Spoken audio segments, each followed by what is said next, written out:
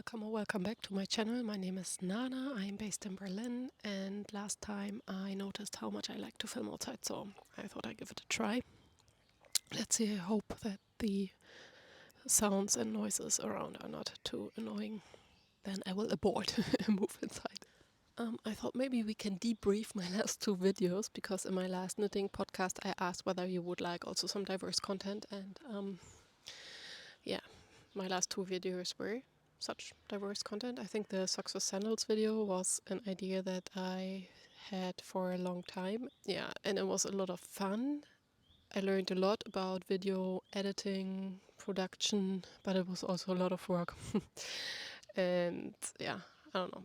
I have a medical background. I'm a biologist and I worked in diagnostics and as a teacher in med school. So for me, it's super normal to talk about medical issues, but I also think that it's sometimes too theoretical for others. Yeah, anyway, if you haven't watched it, please check it out. I'll link it here. And then my tiny sketchbook tour, which is only 3.5 minutes long. If you haven't watched that, please check it out.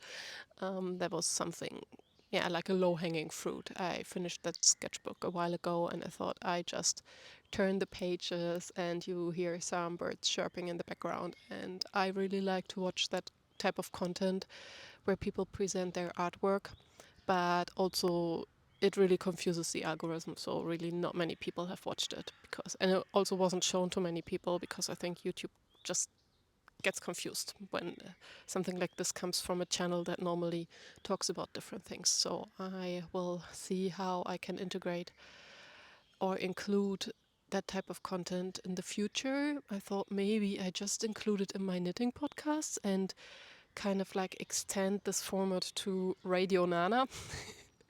I have like a weekly episode in which I talk first about knitting and then about other things I am doing. I think that could be nice because then people who are only interested in the knitting can watch the knitting and others who are interested in things beyond can stay. So yeah. And also for me, it might be easier to film that and edit and so on. Yeah. Okay, but today, knitting podcast. And there are exciting things. I have 3 finished objects and one is completely new to you. I did not present it as a whip in my last episode because I had some cast on energy, cast it on and finished it very quickly. And I only have one whip. So let's get into it. Finished objects. The first one is the Wabi Sabi Cardi by Milena Paulina. And yeah, it is this one, so it's really warm outside. That's why I didn't put it on, but I will put it on. Hang on.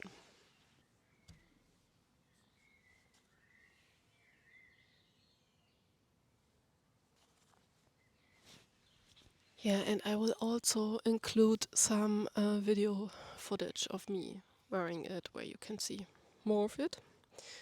And I'm super happy with how it turned out. Actually, it turned out exactly how I imagined it to, how it was shown on the pictures. I also knitted in the recommended yarn, which is the Hemilton Tweed II by BC Garn, which is a GOT certified yarn of wool and viscose. And it's knit on 6mm needles, so it knits up quite fast. And yeah, it's really nice. The yarn has a very nice drape because of the viscose. And I love the lateral braid details. That was something new for me to learn. I like the buttons. I think I chose the correct or the right length for me. I can put the exact measurements of this specific cardigan on the screen. I think I knit a size S stitch count wise, so width wise, but then an L or even XL in length because I'm quite tall and I didn't want it to be too cropped. The sleeves, I did lots of back and forth knitting with the sleeves. I think the sleeve length is always something I have come to terms with the facts that I unravel and knit the ends of the sleeves many times before blocking, after blocking, and so on and so forth, because I want the sleeves to be at the perfect length. Mostly I want them to hit at my knuckles.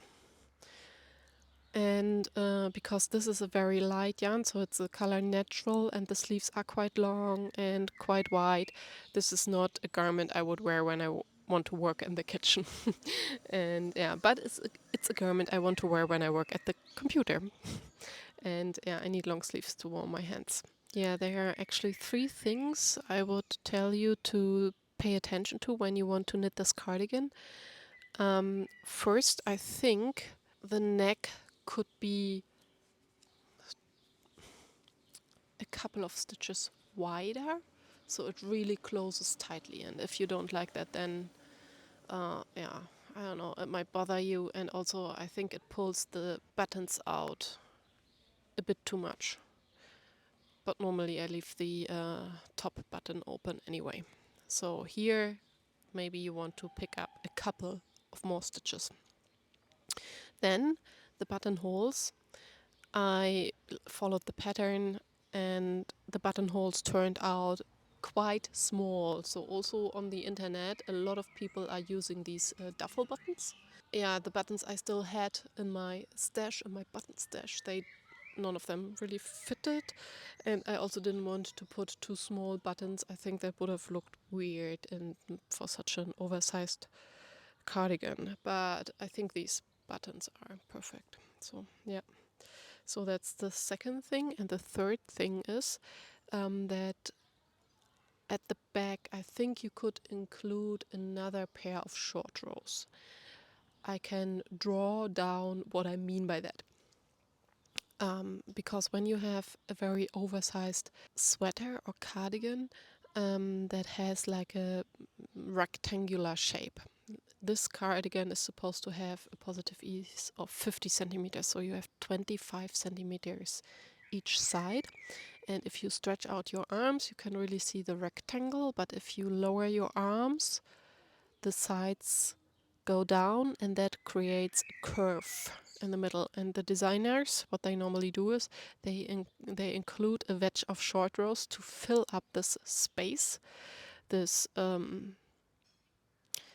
how can I describe the shape? Like a mango pit. Yeah. To make it, to even it out, to make the bottom line straight again. But in my case, I think 2 more rows would have been good, but I think it's okay as it is now. Yeah, so I can totally recommend this pattern. I also liked how it was written. It was clearly written, and I don't know, it was just written in a nice way. She puts links to YouTube tutorials, and yeah, I don't know. It was a good vibe about how this pattern is written. Yeah.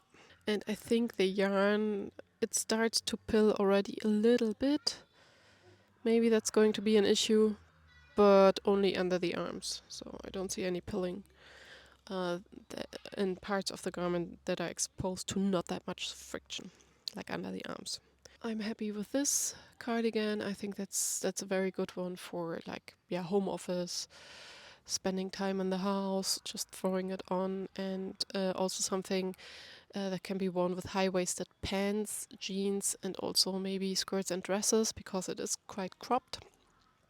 So that's nice, and it's also my first sweater in this color, and I think it combines very well with everything. So yeah, that's my first finished object. My second one, you know what's coming now. My socks are done. These socks are entered into the Boring Socks Cull by Hanan. Yeah, they are knit in Mondim by Red Rosaria Pomar in this dusty pink. I'm not going to talk again about them because I think I talked enough.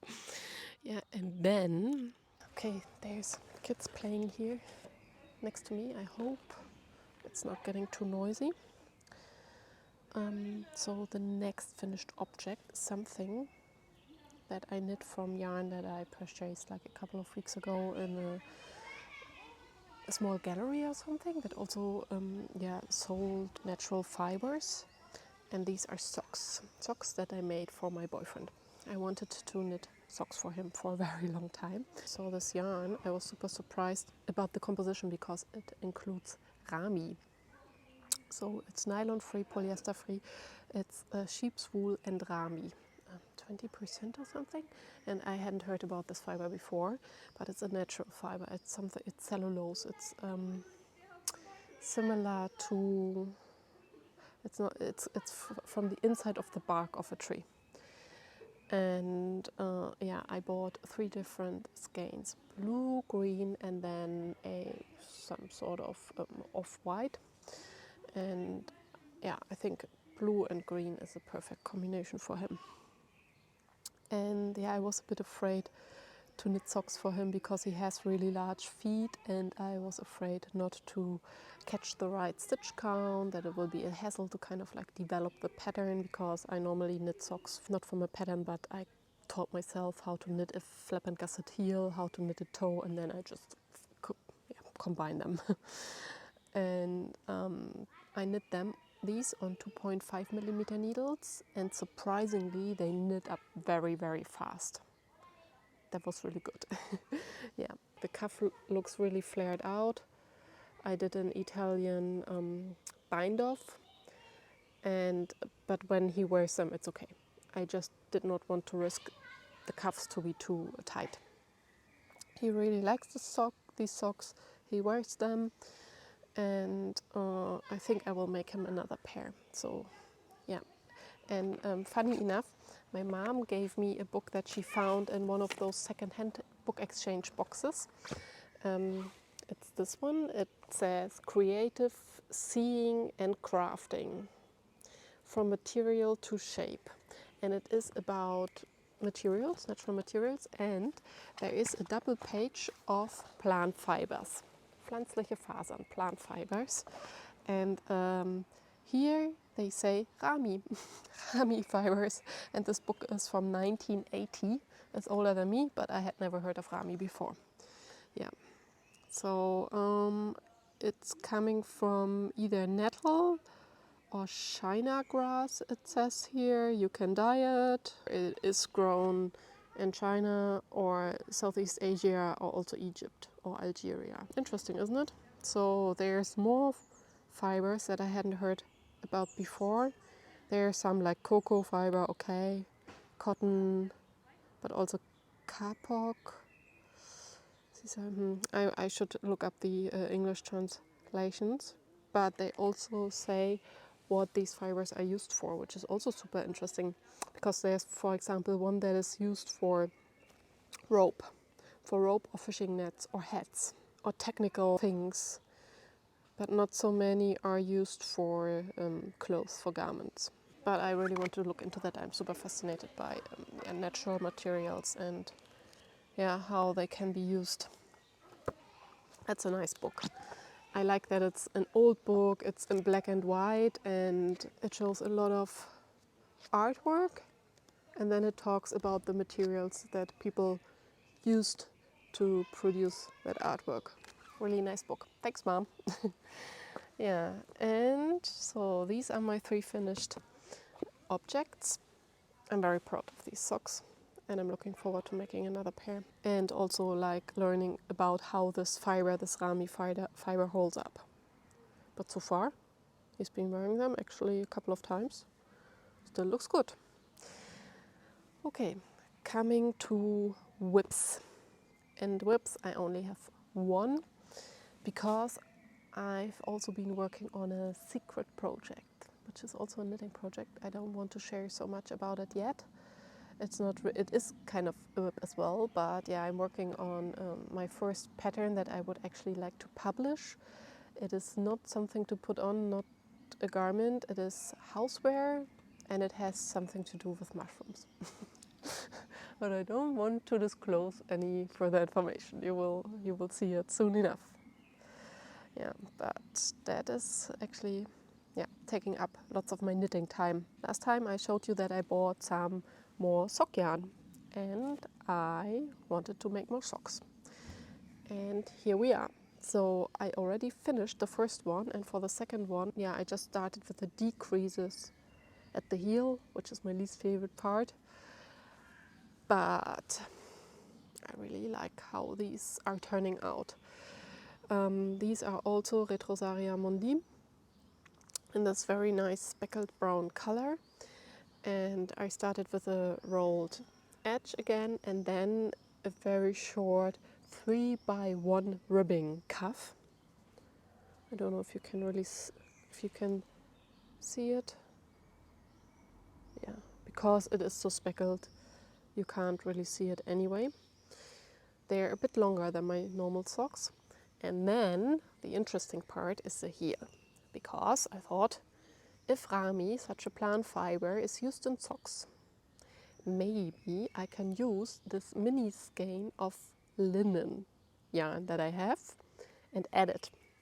So I have, I once bought, I look up the company and put it on the screen, but it is super thin, like lace weight. It really feels like twine. It doesn't even feel like knitting yarn. But in the end, I didn't know what to do with this mini skein. Of course, I was just super intrigued by this 100% linen fiber, and I wanted to do something with it. And I remembered I had it in my stash, and I thought, so this is so thin, maybe I can just add it to the mondim. And this is what I did. It widened the gauge, but not too much. You can maybe see it here. So it worked out okay. Yeah, then I knit the flap and gusset and changed back to just the mondim, and I think it's super cool. So I added the linen, of course, to add durability, but I think it also looks nice because you have this slight difference in color. There's a woodpecker. It's really noisy. Very basic sock again, and I'm very much looking forward to these basic socks. And if this works out, so this is an experiment, I love experiments. If this works out and really increases the durability of the heel, I will do that again, because this linen yarn is also available in many different colors. Yeah, so this is my whip. Acquisitions, there are no acquisitions. Yeah, I really want to use up that stash. I am thinking about making a stash tour and knitting plans video for next week, because knitting plans for the rest of the year, maybe even. I think that's interesting. Also for me to kind of like sort my ideas and make a plan, or not a realistic plan, also to dream a bit. Having too much stash is also not good. It can be stressful. Okay, let me tell you now about my art things that are going on, because I would like to revive my Etsy shop. I haven't painted so much in the past couple of years. I spent more time on knitting, but I really, really, really want to get this up and running again. And I'm currently working on clip art designs so that people can download to decorate or to make their own invitation cards, for example, weddings, anniversaries, whatever. And those are going to be floral designs, sets of floral designs. So there will be like different elements. I don't know how many, like 10 to 15 different elements, single ones, a file for each. But then I will also pre-arrange them into like sets. For example, this is my Helleborus design. And so these blossoms and petals and leaves would be available then individually, but I, as a designer in this case, already put them together in a way that is meaningful to me, or like how I think it looks good, so that people don't have to think about it themselves if they don't want to. Because I think it's always good to have something like a half circle that people can then put a name, or like, I don't know, Jamie and Alex and the date of the wedding or whatever. And I would like to have like different sets with different colors. So this would be a more like that even goes into the colder months, because it's Helleborus is a typical winter flower. But then I have, for example, also one that is very bright. This is a marigold inspired one. So these are not true botanical drawings. Those are like inspired by certain types of flowers. but I can't offer like a super detailed botanical drawing for the price I intend this to have. So these are not so super, not too detailed, but I think this also wouldn't be suitable for the purpose of an invitation card. And here in this marigold example, I'm including like this set already arranged, and then this one, which is a bit thinner and finer, and then you have a bit more like forestry, like more greenery going on here. So these are two examples, and I'm currently working on a cornflower one and on a wild roses one, and I think then there will be a couple of more examples. Yes. So, but this is also taking up lots of my time. But this is also fun. I mean, the painting is fun. Then I scan them and I have to edit them. The technical part is so la fun. Yeah. And then let's see. Maybe people will like it or not. We will find out. Yes, and thank you very much for tuning in. And I really enjoy the company here, just talking about my knitting and having people out there who are interested in it. That's actually super amazing. And I can update you on Emmy's health journey. Emmy is my small dog. She survived her surgery. Everything went well. It's healing nicely. But actually it didn't sort out the initial problem, which was she's having mysterious snot coming out of her right nostril, only from one, and that's why the vet thought it was from an old fistula that wasn't closed properly, and that's why they surgically closed it, but the snot is still there. So yeah, that's a bit sad. But otherwise she's in good spirits, and she's always herself and loves life. That's good. So it would be worse if I would see her suffering, and that is not the case. Yeah. So, but our little mystery dog has still mysterious snot. Yeah, I don't know. It's not getting worse, at least. The surgery made it a bit better. So it's not that frequently and that much anymore, but still the source is not eradicated. Yeah, despite antibiotics and everything. Yeah. Who knows? Okay, thank you very much for listening, and I hope to see you next week again for my next video, which will be, as I mentioned, probably a stash tour.